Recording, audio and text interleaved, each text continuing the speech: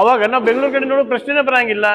ಆರ್ಥಿಕವಾಗಿ ಸಂಪನ್ಮೂಲತೆಯ ವ್ಯವಸ್ಥೆ ಎಲ್ಲ ನಿಮ್ ಕಡೆ ಇಟ್ಕೊಂಡ್ ಕೇಸಿಂದ ನೀವು ಆರ್ಥಿಕವಾಗಿ ದುರ್ಬಲರಾಗಿದ್ರಿ, ನಿಮಗೆ ಪ್ರತ್ಯೇಕ ವ್ಯವಸ್ಥೆ ಮಾಡಿಕೊಟ್ರೆ ನೀವು ಏನ್ ಮಾಡೋರು ಅಂತ ಪ್ರಶ್ನೆ ಕೇಳುದು ಅಕ್ಷರಶಃ ತಪ್ಪು ಧೋರಣೆ ಅದು. ಯಾಕಂದ್ರೆ ಕೊಡ್ಲಾರ್ಕ್ ಏನಾರು ಹೇಳ್ತಾರಂತಾರಲ್ಲ, ಆ ರೀತಿಯ ಒಂದು ಭಾವನೆ ಇದ್ದಂಗ ಅದು.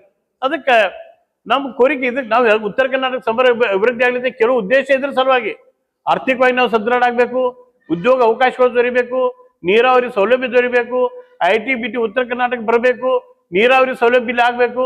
ಇಂಥ ಪ್ರಮುಖ ಬೇಡಿಕೆ ಇರುವಂತ ನಾವು ಅಭಿವೃದ್ಧಿ ಕೇಳಕ್ಕೆ ಹೊರತಾಗಿ ಬೇರೆ ಕಾರಣ ಇಲ್ಲ.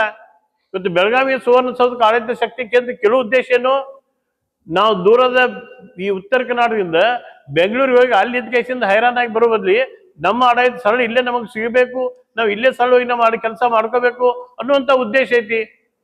ಅಂತ ಸಂದರ್ಭದೊಳಗೆ ನಮ್ಮ ಬೇಡಿಕೆಗಳನ್ನ ಬೇರೆ ಬೇರೆ ಭಾವನೆಯಿಂದ ನೋಡೋದು ಸಮಂಜಸ ಅಲ್ಲ ಅನ್ನುವಂಥ ಮಾತನ್ನು ಹೇಳಿ, ಆ ರೀತಿ ಯಾರಾದ್ರೂ ಒಂದು ಭ್ರಮೆ ಒಳಗಿದ್ರ ತಮ್ಮ ಭ್ರಮೆಯಿಂದ ಹೊರಗೆ ಬರಬೇಕಾಗತ್ತಿ.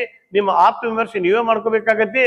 ಉತ್ತರ ಕರ್ನಾಟಕ ಭಾಗದ ಬೇಡಿಕೆಗಳಿಗೆ ಪೂರಕವಾಗಿ ಯಾವಾಗ ಹೋರಾಟ ಆಗೈತಲ್ಲ, ಆ ಹೋರಾಟಕ್ಕೆ ಸ್ಪಂದನೆ ಮಾಡುವಂತ ಮನೋಭಾವನೆ ನಿಮ್ಮಲ್ಲಿ ಬರಲಿ.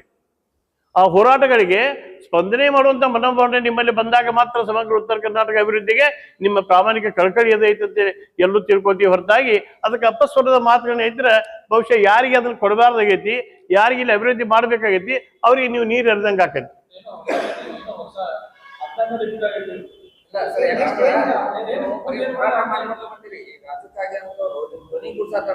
ಎಲ್ಲ ಹೇಳ ಸರ್ ನಮ್ದು ಐತಿಗೆ ನಾವು ರೀ ಅಲ್ಲ ಒಂದು ನಿಮಿಷ ಸರ್,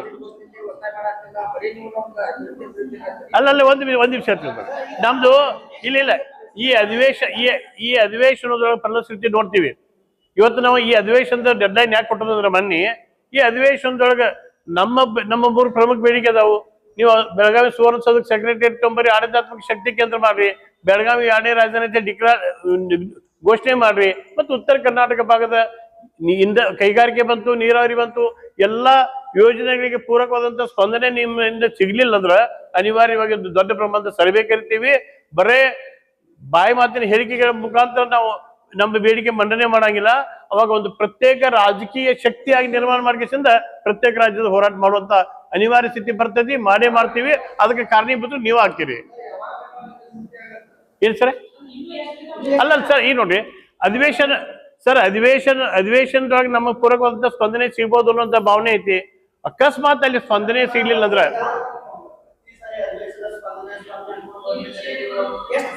ಸರ್ ನೋಡಿ, ನಾ ಹೇಳ್ತೀನಿ, ಹೊಸ ವರ್ಷದಿಂದ ಈ ವ್ಯವಸ್ಥೆಗೆ ಒಂದು ಹೊಸ ಆಯಾಮ ಕೊಡ್ತೀವಿ. ಹೊಸ ವರ್ಷದಿಂದ ಜನವರಿಯಿಂದ ಒಂದು ಹೊಸ ಆಯಾಮ ಕೊಡ್ತೀವಿ. ಇದು ಬಾಯಿ ಮಾತಿನ ಹೇಳಿಕೆ ಅಷ್ಟೇ ಅಲ್ಲ, ಅದಕ್ಕೆ ಪೂರಕವಾಗಿ ಕಾರ್ಯರೂಪಕ್ಕೆ ಬರ್ತೀವಿ. ಇಲ್ಲಿ ನೋಡಿ ಸರ್, ಈ ಸಲ ನಾವು ನೋಡಿ ಹಿಂದೆ ಏನೇನೋ ಕಾರಣದಿಂದ ನಾವು ನೋಡಿ ಯಾವಾಗ್ಲಿ ನಾವು ಒಮ್ಮೆಗೆನ ಬೇರೆ ಕೇಳಕ್ ಬರಂಗಿಲ್ಲ, ಮತ್ತೊಂದೇನು ಮಾಡಕ್ ಆಗಂಗಿಲ್ಲ. ಭಾವನಾತ್ಮಕ ಸಂಬಂಧ ಇರ್ತತಿ. ಅಖಂಡ ಕರ್ನಾಟಕ ಎಲ್ಲಾ ಕೂಡಿ ಕಟ್ಟಿದೀವಿ ಅನ್ನೋಂಥ ಮನೋಭಾವನೆ ಇದ್ದಂತ ಬಹಳ ಜನ ಇರ್ತಾರೋ, ಅದಕ್ಕೆ ಅವ್ರಿಗೂ ನಾವು ವ್ಯತಿರಿಕ್ತವಾಗಿ ಹೋಗ್ಬಾರ್ದಲ್ಲ. ಅದ್ರ ಜೊತೆ ಅದಕ್ಕೆ ನಾವು ಏನೈತಿ ಸ್ವಲ್ಪ ಕಾಯ್ದು ನೋಡೋಣ ಅಂತೇಳಿ ಈಗ ಈ ಅಧಿವೇಶನದಾಗ ಕೊನೆ ಹಂತದ ಹೋರಾಟ ಇದು, ಕಾದು ನೋಡ್ತೀವಿ.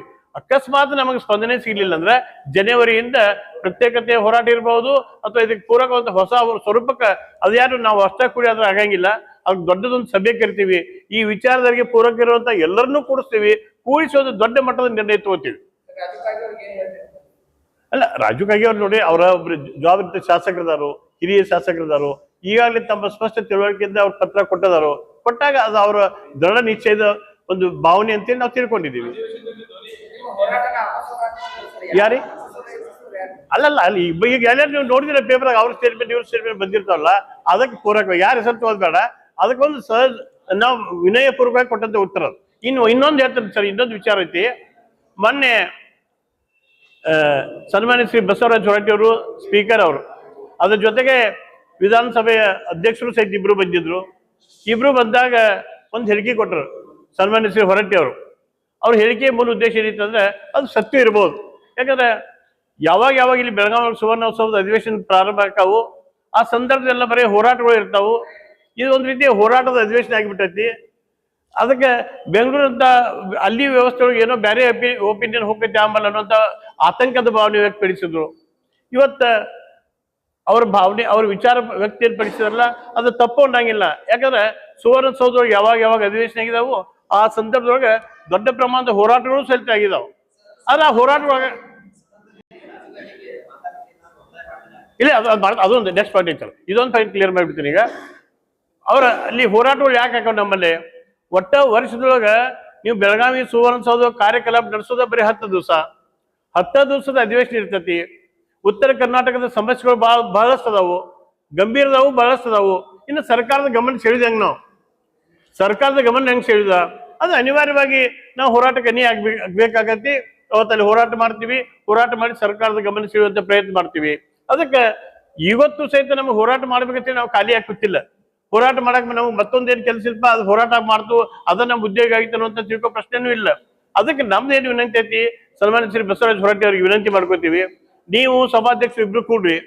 ಈಗ ಯಾರ್ಯಾರು ಹೋರಾಟ ಮಾಡತ್ತಾರಲ್ಲ ಅವ್ರಿಗೆ ಅವರ ಕೋರಿಕೆಯನ್ನ ಯಾರ ಮುಂದೆ ಸರ್ಕಾರದ ಮುಂದೆ ಹೇಳ್ಬೇಕಾಗಿತ್ತ, ಸರ್ಕಾರದ ಸಂಬಂಧಪಟ್ಟಂತ ಸಚಿವರು ಇರ್ಬೋದು, ಮಾನ್ಯ ಮುಖ್ಯಮಂತ್ರಿಗಳು ಇರ್ಬೋದು, ಅಥವಾ ಉನ್ನತ ಮಟ್ಟದ ಅಧಿಕಾರಿ ವರ್ಗ ಇರ್ಬೋದು, ಅವರ ಮುಂದನ್ನ ನಮ್ಮ ಡೆಲಿಗೇಷನ್ ಕರ್ಕೊಂಡು ಹೋಗಿ ನಮ್ಮ ವಿಷಯ ಪ್ರತಿಪಾದನೆ ಮಾಡಿರ್ಬೇಕು.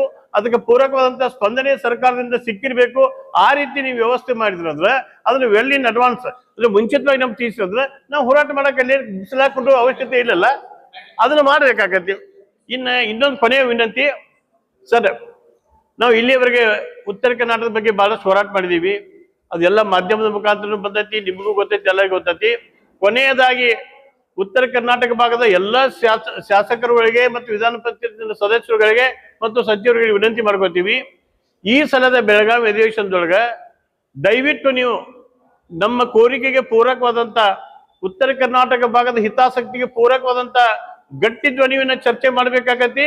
ಬರೀ ಚರ್ಚೆ ಅಲ್ಲ, ಸಾಂಕೇತಿಕವಾಗಿ ಒಬ್ಬಿಬ್ರು ಮಾತಾಡಿಕೆಯಿಂದ ನಾವು ಉತ್ತರ ಕರ್ನಾಟಕ ಭಾಗದ ಬಗ್ಗೆ ಚರ್ಚೆ ಮಾಡಿದ್ರೆ ಅಂತ ಹೇಳುವುದಲ್ಲ, ಅದಕ್ಕೆ ಅಂತಿಮ ಸ್ವರೂಪದ ನಿರ್ಣಯ ಈ ಅಧಿವೇಶನದೊಳಗೆ ಆಗುವಂತ ರೀತಿಯೊಳಗೆ ನಿಮ್ಮ ಸ್ಪಂದನೆ ಬೇಕು. ನೀವು ಈ ರೀತಿ ಆ ಕಾರ್ಯಪ್ರವೃತ್ತರ ಆಗ್ಬೇಕು ಅಂತ ವಿನಂತಿಯನ್ನು ಮಾಡ್ಕೋತೀವಿ.